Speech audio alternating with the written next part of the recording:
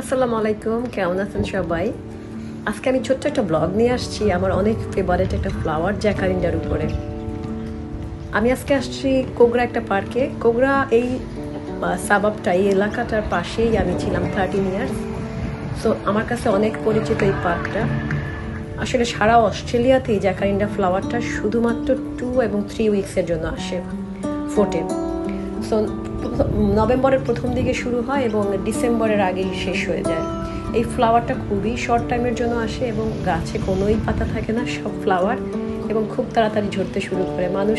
এই জন্য মানুষের ছবি তোলা, ওয়েডিং পিকচার করা কিংবা ভিডিও করা খুবই পছন্দ করে এই টাইমটার জন্য। এবং অস্ট্রেলিয়াতে যারা হলিডেতে আসতে চায় এবং তাদেরকে আমি কিন্তু মেনলি এই কথাটাই বলি যেন সামারের সময় আসে, কারণ এই দিনটা অনেক বড় আর রাত্রটা ছোট।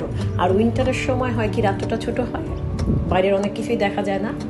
এই ফ্লাওয়ারটা মেনলি পার্পল কালারের হয়। এই সামারের সময় এত শর্ট টাইমের জন্য কেন ফোটে আমি জানি না। আর জ্যাকারিন্ডা ফ্লাওয়ারটা মেনলি আসলে কিন্তু আর্জেন্টিনার একটা ফ্লাওয়ার। আর্জেন্টিনাতে ইয়েলো, রেড সব কালারের হয় জ্যাকারিন, মোটামুটি 2-3টা কালারের হয়। কিন্তু আমি জানি না অস্ট্রেলিয়াতে জ্যাকারিন্ডা ফ্লাওয়ারটা শুধুই পার্পল কালারের।